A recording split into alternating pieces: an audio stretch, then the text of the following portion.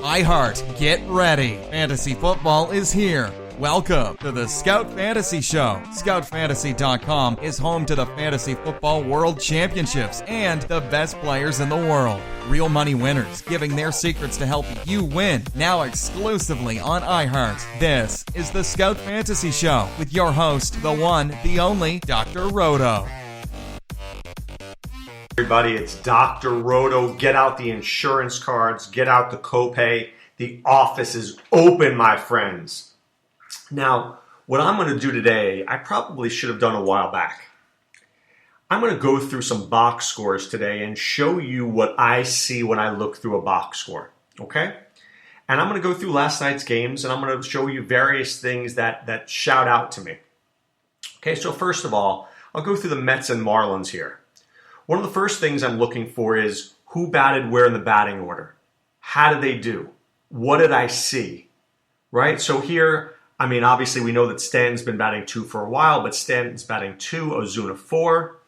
Right? I'm looking at things like that. I don't always worry necessarily about exactly what they did yesterday. I mean, everybody has a good day and everybody has bad days. I see Dan Straley went 5 innings and 94 pitches. I say to myself, that's a lot of pitches for 5 innings. That worries me. I file it in reserve, right? And I sit there and say, well, can Straley go 8 innings the next time? I know I like him, but in daily or in seasonal, do I really want to invest in him? I see that Kyle Barraclough let up a home run yesterday when he came in as a middle reliever. I see that David Phelps got another hold, 14 on the year. I see A.J. Ramos once again closed out this game with a save. Now, I see Phelps had 18 pitches and Ramos had 17. That worries me. I usually like 15 is a real good number for me. I see 15 pitches an inning, I love it. I see more than that, I start to get worried. For the Mets, I know that Zellman gets injured, and I see that with 3 innings, right? I know that's not very good.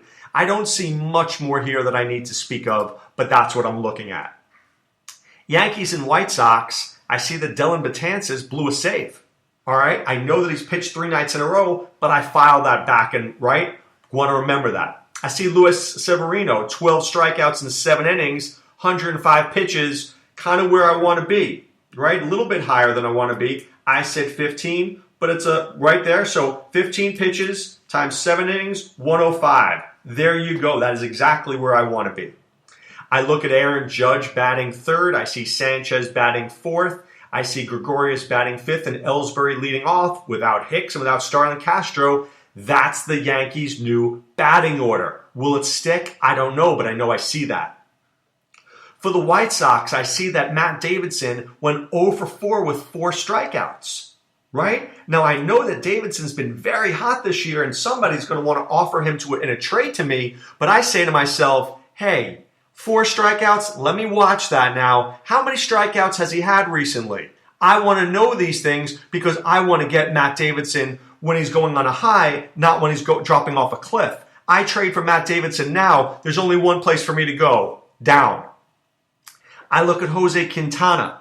He had 6 1/3, 2 hits, 6 strikeouts. I'm liking what I'm seeing there, okay?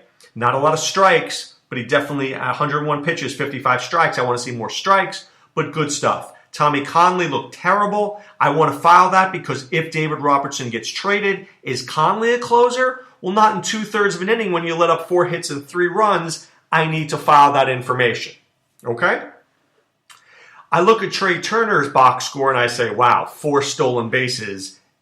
That's amazing, right? I look at Michael Taylor for the Nationals. I see he went 2 for 4 last night with 2 RBIs, hitting 281. 281, I didn't realize he was hitting so well. I look it up, I see what Michael Taylor's been doing. I realize how hot he's been recently. Last 3 games, 2 for 4, 2 for 4, 1 for 4. He's getting hot. This is a guy I might be interested in.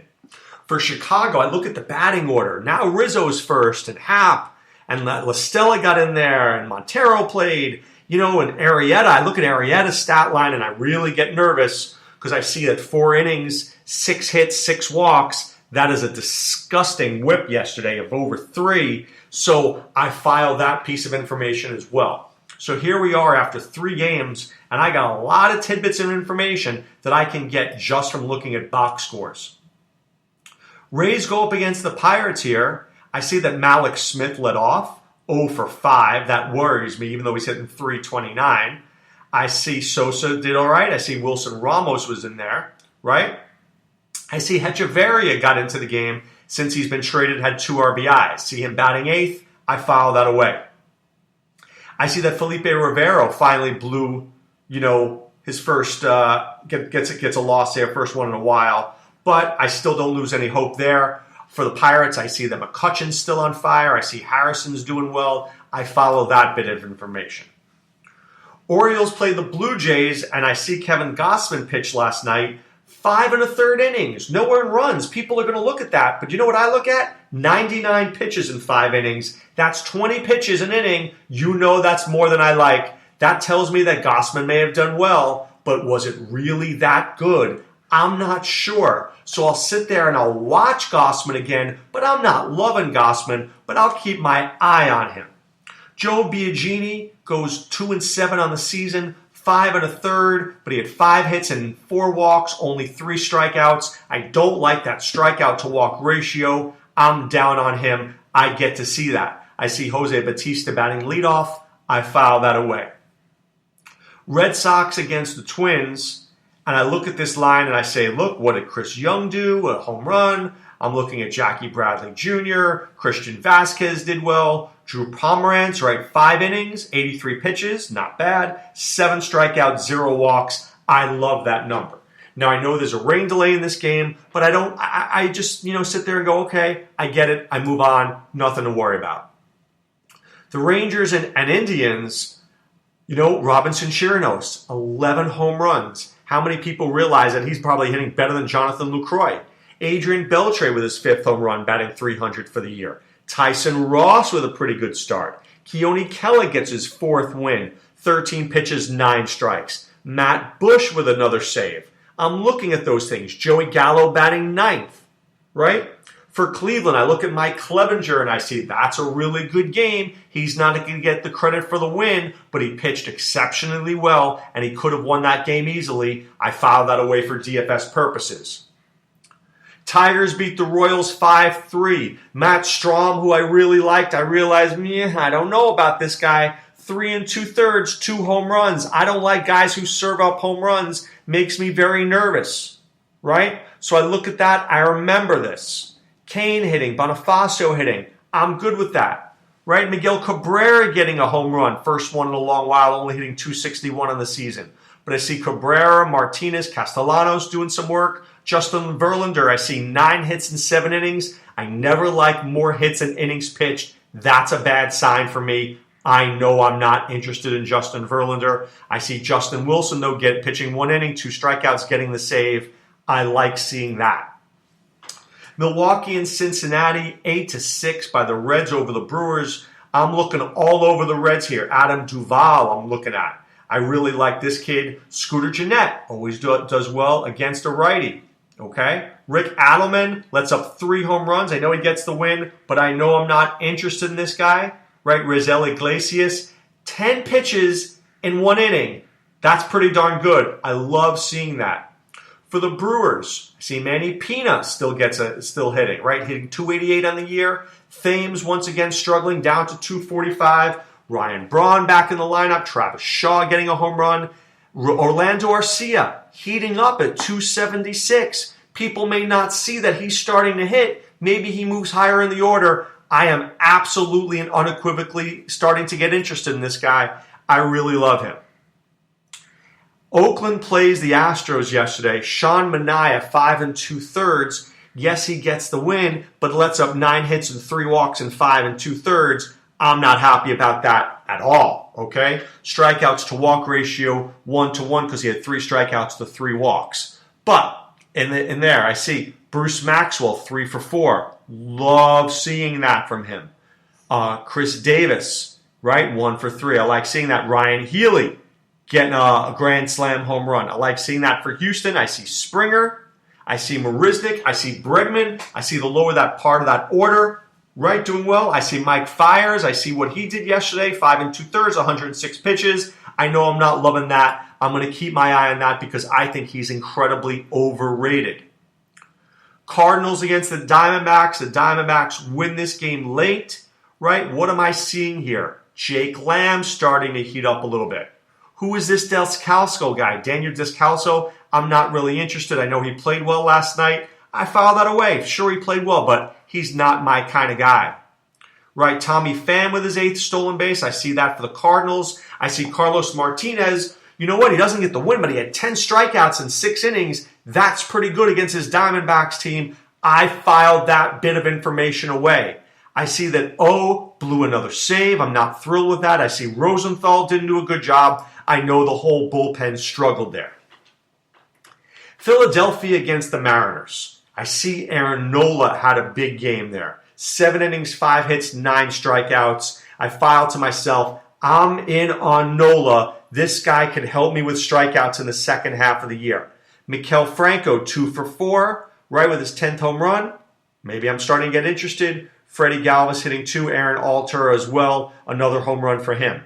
For Seattle, James Paxton, decent outing, 7 innings, 97 pitches. I love seeing that. I see that Edwin Diaz gets lit up like a Christmas tree. I'm not happy with that. What about other options there in that Seattle bullpen? I think about that. I don't know if that's going to happen, but I do think about that if Diaz continues to struggle, right? I look at Diaz and I say to myself, not what I thought it was going to be at the beginning of the year. The Dodgers beat the Angels 4-0. I see my boy Kenta Maeda, 7 innings, 4 hits, no earned runs, no walks, 6 strikeouts. I am immediately interested. How can I acquire this guy?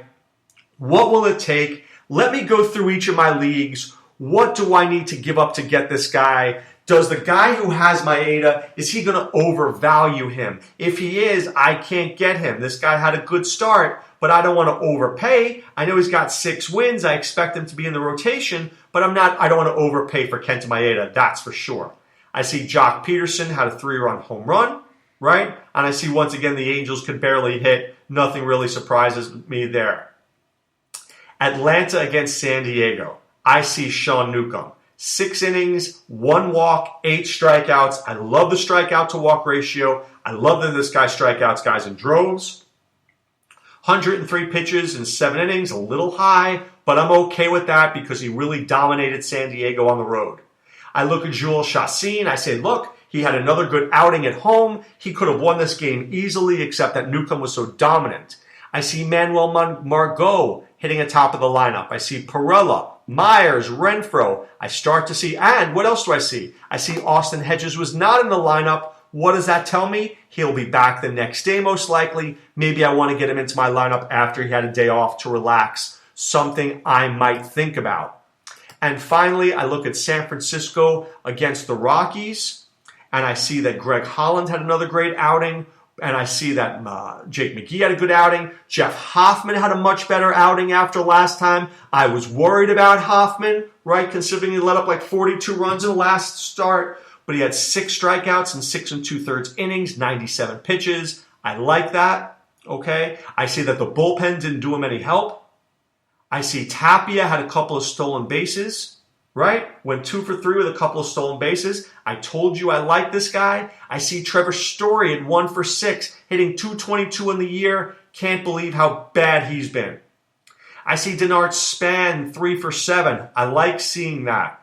I see things like Austin Slater, who'd been injured, comes in, pinch hits, gets a hit, 1 for 1. I love seeing that, right? So I'm going through the box scores. And what am I able to do? I'm breaking down many things in what I call the ripple effects. How did the pitcher do? How many hits did he let up? How many walks did he give up? How many strikeouts compared to how many walks? How many innings did he throw? How many pitches did he throw per inning? These are the little nuances that I want to try to take so I can understand fantasy baseball better, right? If I do that, I will be a consistent winner. Where are guys hitting in the lineup? How are they doing? Are they batting first, second, or third? What's their on-base percentage? Are they walking? Are they striking out? Are they in a hot streak? Are they in a cold streak? You have to go through the box scores every day in baseball. If you do that, good things will happen. because you will train your eye to see certain things. Oh yeah, this guy's getting hot. I saw him 2 for 4 the other day, right? Matt Davidson, 0 for 4 with 4 strikeouts. Wait a second. The other day, he was 1 for 3 with 3 strikeouts. 7 strikeouts in 2 games, right? These are things that we like to process. When we process this information, good things happen. We do it in fantasy football. We break down the box scores for sure. Targets, receptions, carries. But I don't know whether we do it enough in fantasy baseball, and we absolutely should. We absolutely should.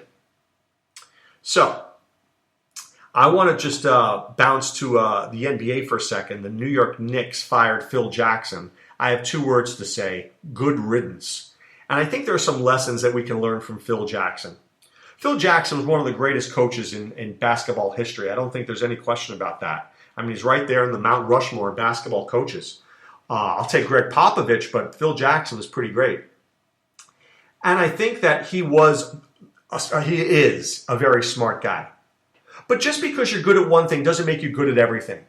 Just because you're good at one form of the game doesn't mean you're good at all parts of the game. Just because you're a good baseball analyst doesn't mean you're a good football analyst. Just because Phil Jackson was a good coach doesn't make him a good general manager. He was absolutely horrific. This guy brought an offense to the Knicks that they couldn't run. He alienated his best players in Porzingis and Carmelo. And he was falling asleep during rookie workouts. There was no respect there. This was a disaster. So what I want to say about this is, what can we learn from Phil Jackson? Just because you're good in one role doesn't make you good in another. I think what I like about Scout Fantasy is that guys like Sean Childs, Adam Ronis, and myself can win in multiple sports. Baseball, golf, football, basketball. How many sites can say that? Usually sites have one guy who does one thing. We've got 3 guys who can do everything. That's pretty hard to find. And you know where you'll find that? ScoutFantasy.com. Enter the promo code ROTO. That's ROTO. Pay for 1 month. I'll get you 2 more for free, because that's how we roll. Additionally, I want you to go to playffwc.com. I want you to go to our draft lobby. I want you to check out all the games that we offer, all our contests, the best payouts in the business, unparalleled customer service. We want you to be happy. We want you to be part of what we're doing. We want you to be the fantasy football world champion. Maybe it's you. I hope it is. If it can't be me, I hope it's you. I hope to see you in the Palms this year. That's going to be a tremendous experience for everybody. All right, time now to put away the insurance cards, put away the copay. The office is closed, my friends. Back tomorrow with more to help you win your fantasy championship. This is Dr. Roto saying, be well, take care. Thanks for listening to the Scout Fantasy Show. There's never been a better time to join the Scout Army. Visit scoutfantasy.com. Use the promo ROTO for 2 months free. And don't forget, fantasy players, please thumbs up the podcast on the iHeart app. See you next time. Go Scouts!